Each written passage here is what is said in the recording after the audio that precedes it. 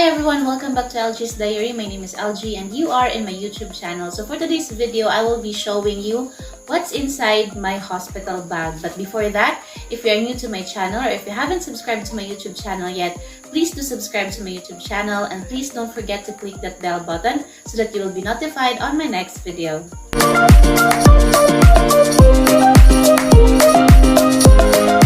So before na ko ipakita kung unsay sulod sa akong hospital bag, let's talk first kung ano sa man dapat nga magpack sa atong hospital bag. Usually, pagkatungtong sa 3rd trimester, so that's 7th month of pregnancy, usually nagpack na ang mga nanay sa ilang mga hospital bag. Siguro I will share na lang sad and I suggest na as early as possible, maghinhin na ta og purchase sa mga items nga ato ang kinahanglan para sa ato ang pagpanganak. If mag-ask mo kung asa ko nag-base ano yung mga items nga akong i-purchase for my hospital bag, nara ko nag-base sa prenatal book nga gihatag nato gikan sa health center, and some of this kay na-browse na ako sa internet. I know nga naghulat na mo kung unsa ang naa sa akong hospital bag, so without further ado, let's begin.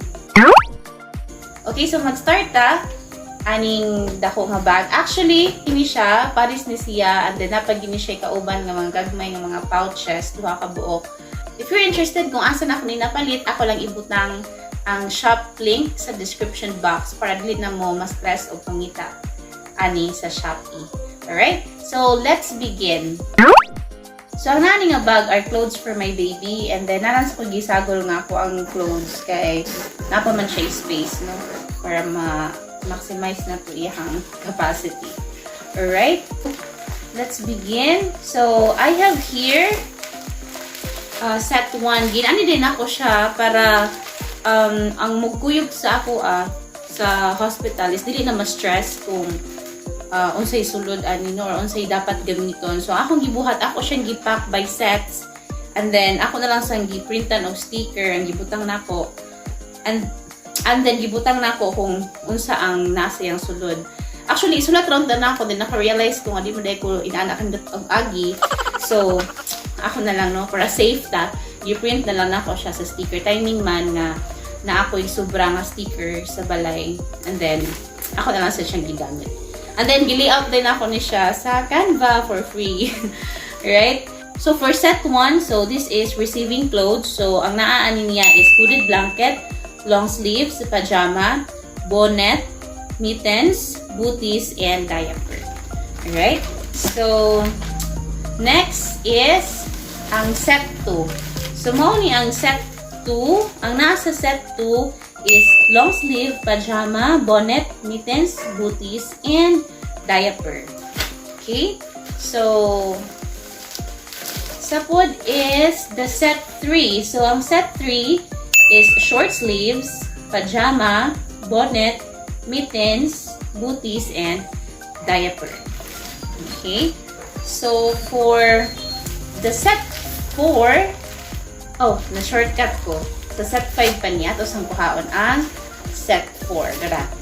So, ang set 4, the same lang siya sa set 3. So, short sleeves, pajama, bonnet, mittens, booties, and diaper.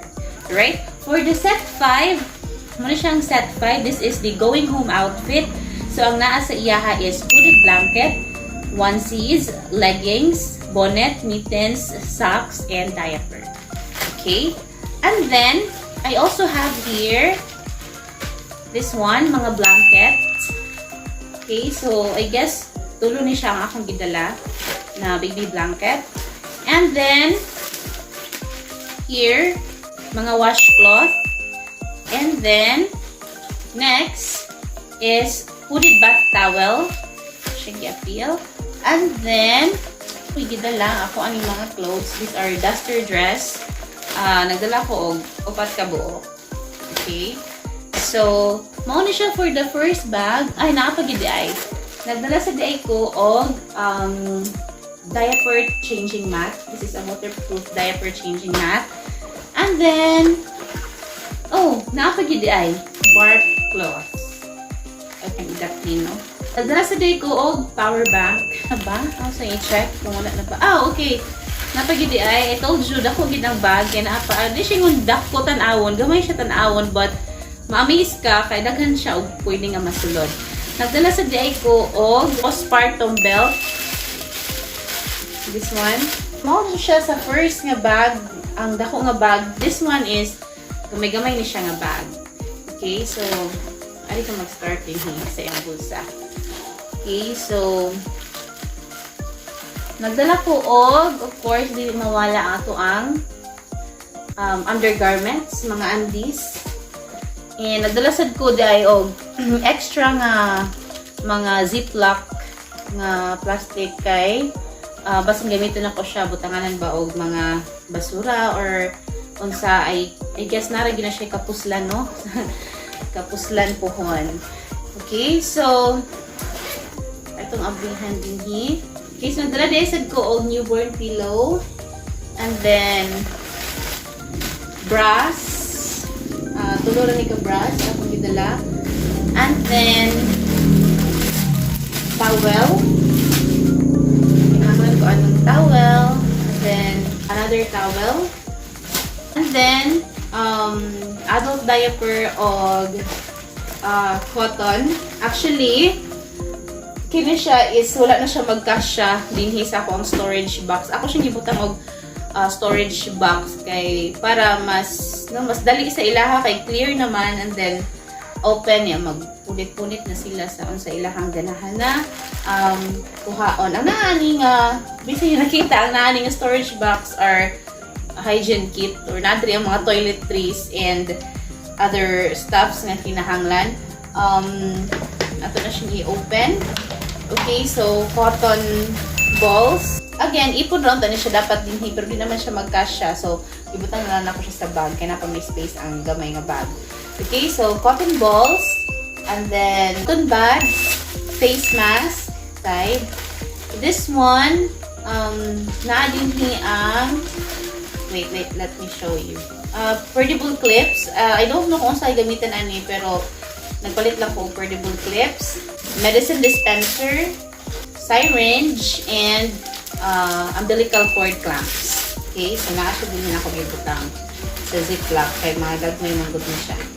Okay, so I have here detergent soap na Zonrox and na Downy. So I also have here toothpaste and toothbrush.